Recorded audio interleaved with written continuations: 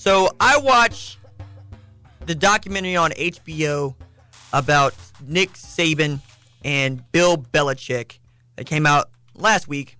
I want to say, about a week ago, actually, called Belichick and Saban, The Art of Coaching. And I did not expect to find out anything new, as I have made it my job to know these guys in and out. But anytime they're going to talk to each other, I'm also going to listen, because no two men in coaching have more of a mutual respect for each other and have achieved as much as Bill Belichick and Nick Saban. And they also, many will know, coach together. And Belichick's first call and first hire as a head coach at any level was to Nick Saban to be his defensive coordinator.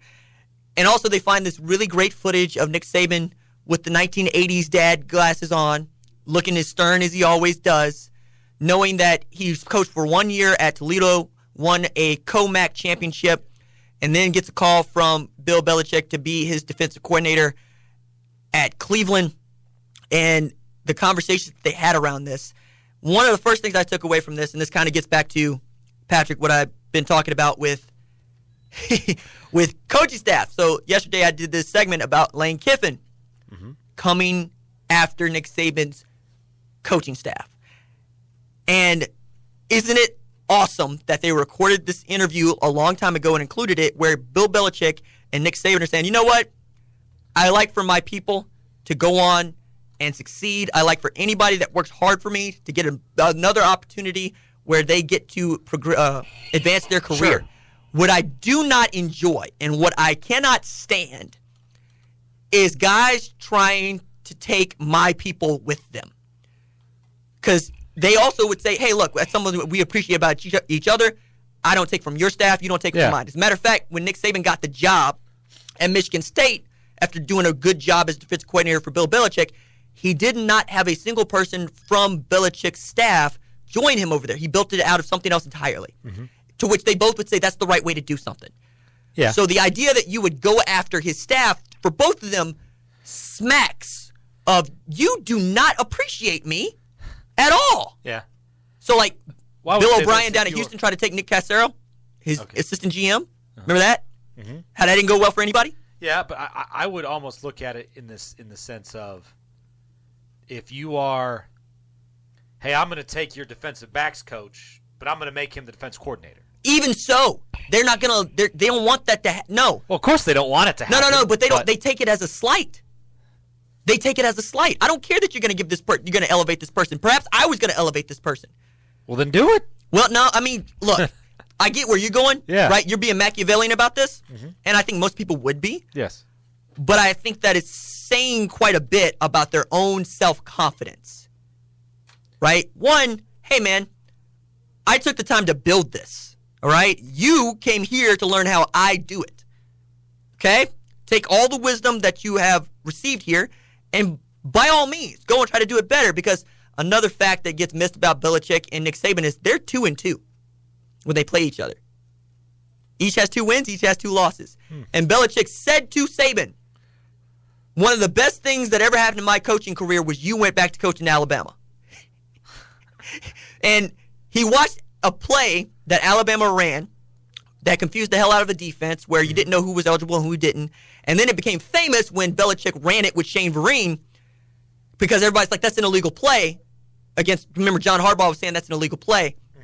And he's like, no, it's not an illegal play. It's in the rule book. And he picked that up from Saban because Saban ran it first. You know, and both of those guys are, hey, look, we're trying to put stuff in there that is going to confuse people without confusing our guys in the point that they can't run it, which I also thought was saying, hey, I know where the gears are. I know that if I put all this stuff in here, my kids are going to look back at me, or my guys are going to look back at me and say, I don't know. Or going through scenarios. Like, we're up 17 points to start the fourth quarter. Do we put the hands team out, or do we put the kick return team back out? Well, you don't know. So you put out perhaps a hands team that is prepared to return a kick. Yeah. Right? Or Saban talking about, hey, we had 3 kick returns where we got our ass busted because we kicked off and had touchbacks on 6 times, and then everybody's not running down the field like you're supposed to, and you're not ready. So you get busted up. Or talking about the kick 6, right? Where he had a timeout to give, and he didn't give that timeout where he could have looked at his guys and said, hey, guys, they got to do back deep. Everybody needs to be ready to go downfield and tackle and cover the kick. I didn't do that. My guys weren't ready. I didn't coach them properly. You don't want to freeze your own kicker, but yeah. Right. But you'd rather that than give up the 6 because it was a tie ball game. Yeah. Remember that? This was the game-winning kick. This was not the tie. Yeah. Or another one, which I absolutely loved, earlier this year. Nick Saban called a timeout with his defense against the goal line against New Mexico State up 62-10 as time's running out. And he's yelling at the top of his lungs, nickel, nickel, nickel, nickel. And they end up with 12 men on the field. He calls timeout. He chews everybody out with seconds remaining. And he's asked about it after the game. He says, look, I'm not disappointed. I'm not happy. Yeah. I don't want anybody to think that I'm disappointed in what we did out here today, but I'm definitely not happy about it. Yeah. And both of those guys, neither one of them is happy with your performance. They'll smile when they win a Super Bowl or a college football playoff national championship for about 20 minutes.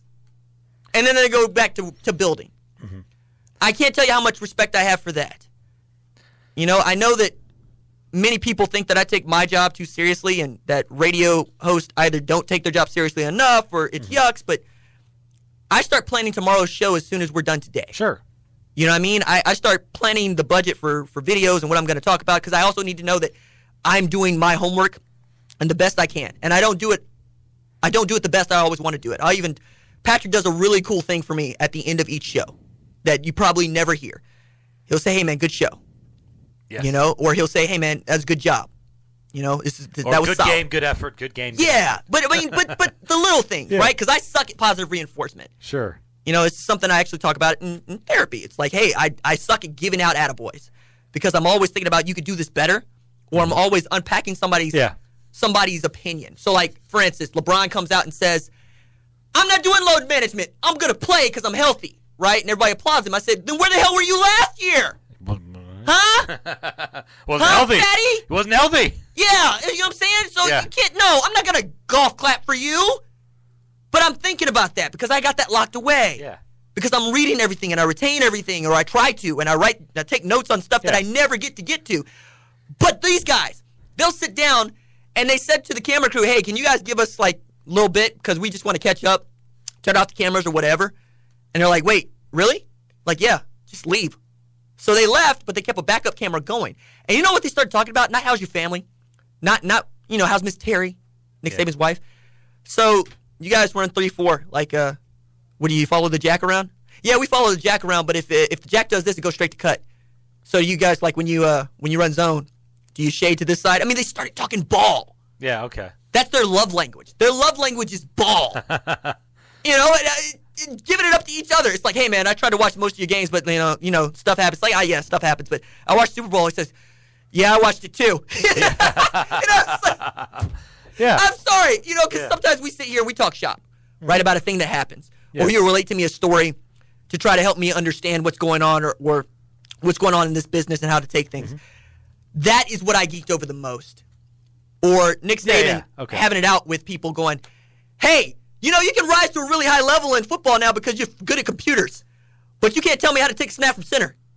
Yeah. That was quite... Man, the boomers are just going to eat this up. Mm-hmm. They're going to be like, back when football was football. Yeah. Or ice picks, right, where you would actually have to go and develop film and cut up film and put it in a canister and label each film, and then have to have a way to categorize them by punching holes in them to which formations you need to pull for this, back when that was really the grunt work. Mm-hmm. But they would also say that's how you learned the game. Mm-hmm. Okay. That's how you learned football. The way that Joel Klatt was talking about football last week with us, right?